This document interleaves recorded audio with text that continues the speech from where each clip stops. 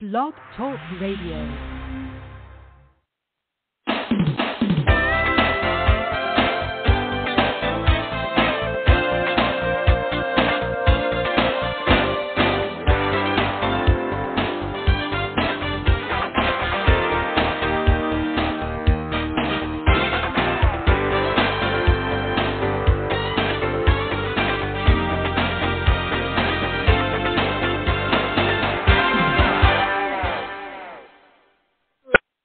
Morning, and welcome to this week's segment of Live Without Limits. I'm your host, Davida Shinsky, and the title of today's show is How to Market an Increasingly Digitized Industry. Long before the internet started, or before we started using digital marketing, you had marketing that was done in the traditional way of newspapers, direct mail, and radio and magazines. But today, because it's digitized, you can put your advertising out today and have it live today instead of planning things 3 to 4 months ahead. So from 2016 to 2019, there was an 85% increase in the preference for business-to-business buyers to do all of their research online when selecting their solutions and service providers, according to McKinsey. During the same time frame, buyers' online evaluation of vendors went from 285%. That means the trend in how business-to-businesses want to buy their solutions and services was already underway before the pandemic. What I just said is very important because it just literally shows you that long before the pandemic even hit, that you started hearing about Cyber Monday in addition to Black Friday. And every year it has increased. And all the pandemic did was accelerate a trend that was already here. Because as a career coach, I can tell you this, that back in the 80s, the 90s, especially the early 2000s and the 21st century, I could see how we were slowly changing how business was being done, from being done offline to being done online. And today, if you do not have an online presence with your business, you're leaving money on the table. But the interesting thing is that it's dramatically accelerated since COVID-19. McKinsey research shows that business-to-business companies expect these changes to stick in a permanent way for the business-to-business business leaders who commit to further digitizing their go-to-market strategies will drive sufficient competitive advantage. The result will be loyal customers and a lot more of them than competitors who are slower to move their efforts online. Business-to-business buying journal has transitioned online. As we've seen, the marketing and sales funnel has dramatically changed, especially since COVID-19 hit. Traditionally, marketing has been accountable for only awareness and interest, and maybe driving a little consideration. In the new paradigm, the marketing function drives sales all the way through the funnel to evaluation. That means companies are deciding whether or not to put their businesses into their evaluation of products and services long before they ever pick up the phone to talk to a salesperson. So when CEOs are thinking about overweighting of salespeople and typically the underweighting of marketing in mid-market companies, they're making a big mistake. Companies will need more marketing resources and more marketing focus to drive these opportunities for the sales team. The shorter time that the sales force has to interact with their buyer means that businesses are coming to these discussions much more informed and much more educated. So service and product providers are really going to have to think through what their sales enablement needs to look like. So as you see that the marketing trends and how you are transitioning online today is totally changing. And I'm going to go back and tell you a little story simply because I think this fits in very well here. That I can remember back that the stories my mother always used to tell about my Uncle Barney. And it really shows you just how business world has changed today and just how understanding how to take that business and literally move it. And understanding that trends will continue to change even as we move further and further into the 21st century. And who knows what trends will be happening by the 22nd century. Now, many of us may not be around, and who knows, but you'll have descendants around that'll have to deal with it. But here's what's going on. That if you look back to the early parts of the 20th century, that's when there was a big influx of Europeans into the United States. And what did they do? They brought their skills with them.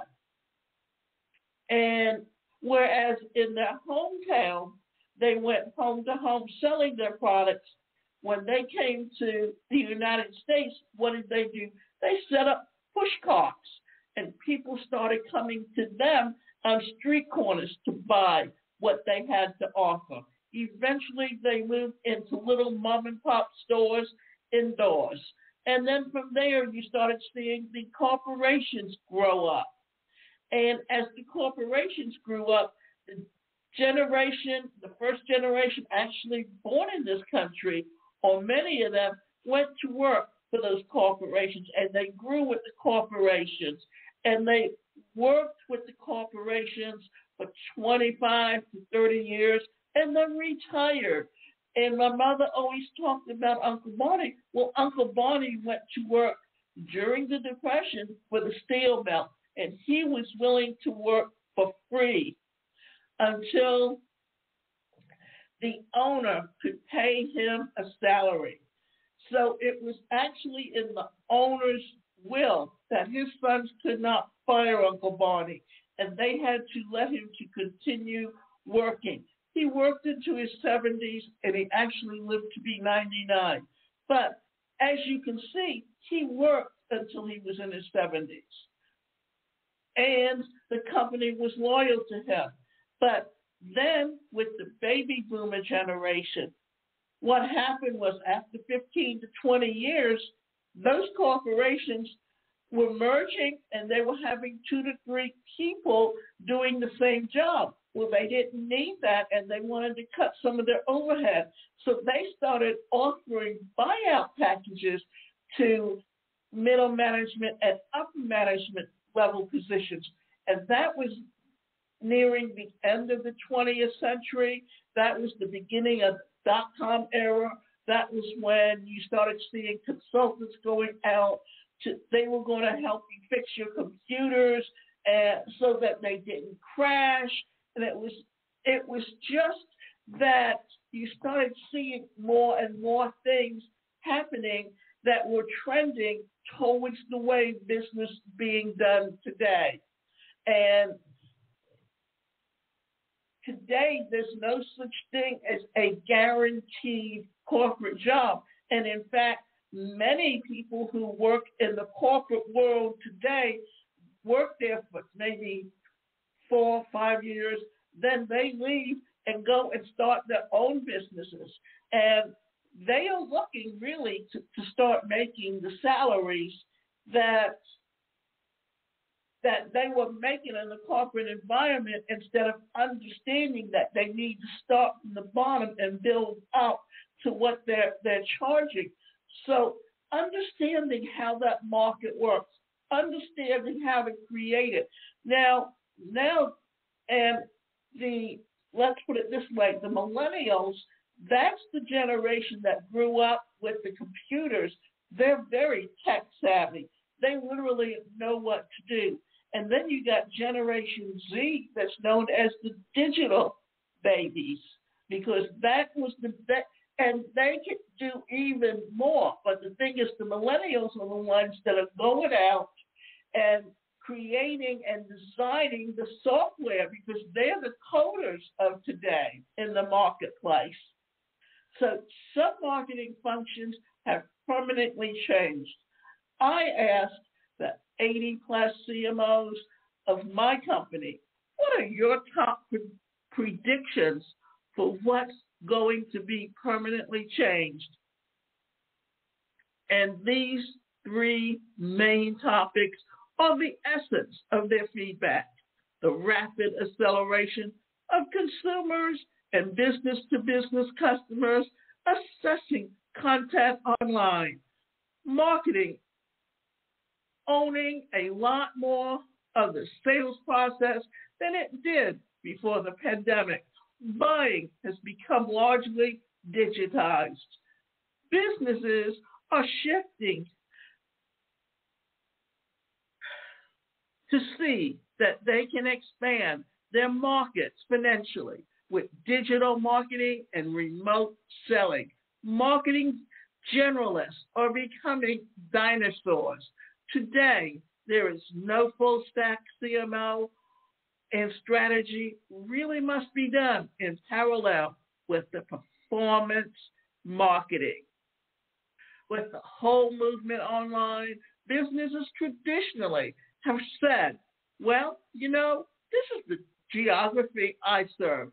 But COVID-19 has busted open geographies. For example, there's a church in Southern California that served its local community for years, but it finally went online during the lockdowns and put a digital strategy together, not random acts of marketing to reach a broader audience, and they quickly reached 1 million people. Now, recently, my friend came back into town and was here for a few weeks, and we went to services, and the synagogue had basically been shut down, and when they reopened, they were making sure that they were distancing, and then what they did was they started services online, and they have reached literally over 1 million people around the world who have attended their services. So it's not just the churches, but that are doing it. All businesses. We're truly today a global economy. So if you are not knowing how to take what you currently do and literally move it online, then you're going to be leaving money on the table. Because one thing, if you're in a little strip mall, you're depending a lot on foot traffic, or you've got to. I remember talking to someone, and she had told me that she had a friend who was starting her business in New York City, and she literally told her, you need to have $500,000 in the bank overhead before you even open your doors. And why is that? Well, before you open your doors, you have to renovate that building. Then you have to purchase your product to sell. Then you have to hire people and you have to train them. Then you got to stock the place. And you have to pay the overhead of the electricity and the phone bill and all of that before you even open your door and make your first dime. So remember that just because you currently have a business and you open your doors, that does not even guarantee you that someone is going to come through your door. But if you have an online business, you can virtually get it up and running for under $500 today. Put time in doing your organic marketing and bringing traffic, getting in the places on social media where your customers hang out, build those relationships while you're getting everything up and running and putting your product together. And then you can literally start earning money, and it starts small and then grow from there. So it's a balancing act, but it's also a strategy that will help you with literally growing and building that business. So how to develop a new marketing strategy? Well, if business-to-business providers really want to have solid marketing execution, which is that website, search engine optimization, and lead generation, it really needs to be informed by the company truly understanding its strengths, the customers, what they truly value, the competition, understanding what strategies are being deployed, especially digitally. That then informs the strategy. How are we different? What is our unique value proposition? How are we positioning ourselves against competitors? What do we need to do in pricing? And how do we segment our markets? There is no magic pill, but there are best policies. Your strategy should be informed by insights about customers and how their needs, wants have been changed through the pandemic, and what competitors are doing and the strengths of the company. So, as you can see in today's marketplace, what's literally happening? Well, for one thing, everything has changed in how business is being done. So what we want to talk about now is the possibility of building that online business with digital marketing, because without it, you are not going to be successful. And digital marketing today consists of content marketing, it consists of search engine optimization, it consists of sales funnels, it consists of things that you are taking your customers through to grow that business. So understanding where you're coming from and how to utilize that to create the business that you want, well, here's what you need to do. Because, for one thing, how are you going to take this digital marketing and how are you going to have those skills to actually build that business? Well, that's the big question, and that's what you need to understand. Because if you're going to sell online, well, then you have 4 steps that you have to consider. So let's see, that if you're going to start with a business plan, what's your strategy? A business plan is the first step in launching a successful brand online. Entrepreneurs who skip this important step often face significant problems further down the line. To avoid challenges that could have been easily anticipated, you simply need to invest a bit of time before launching your product or service to create a business plan. And your business plan doesn't need to be complicated or lengthy. In fact, simple and concise business plans are best as they are easier to follow. Simply doesn't mean easy, however. Here's how you should proceed when creating your first business plan. Why is it important? A business plan will help you understand the market potential, identify opportunities and challenges, define the appropriate product pricing strategy, and prioritize every step that follows. Now, how to use your business plan. After completing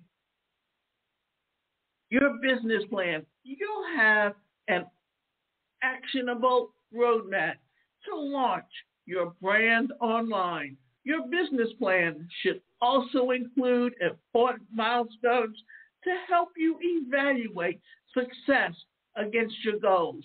Now, I have a course that's sitting on several platforms and also on my own platform that teaches you how to write a business simply because with that business plan, it is literally something that can help you become very successful in any endeavor that you choose.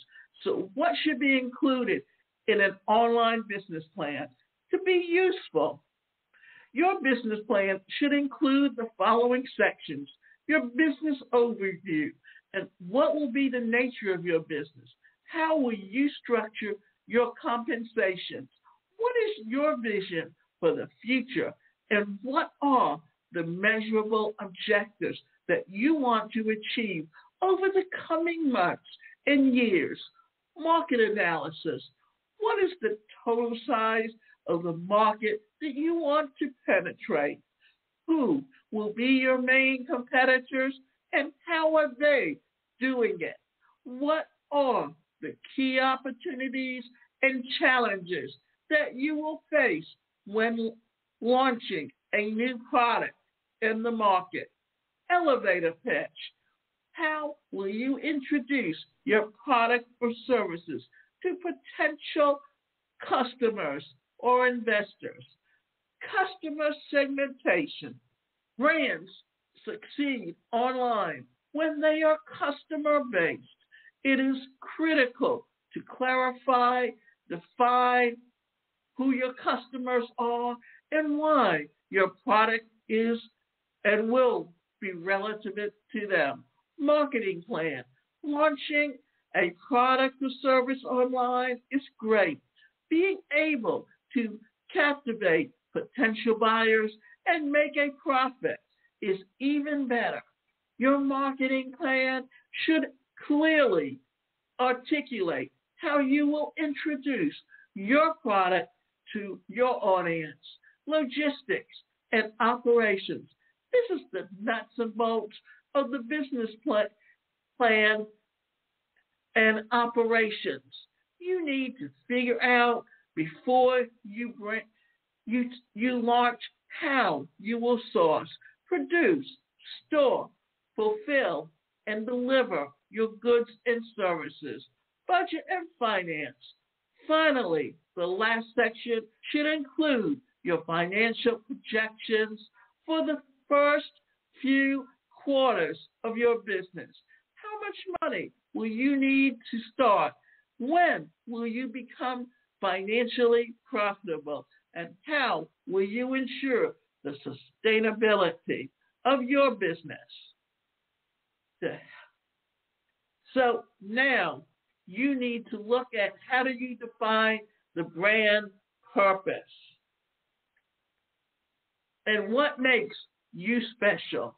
Well, now that your business plan is completed, you should have a pretty good idea of the market potential of your product and service.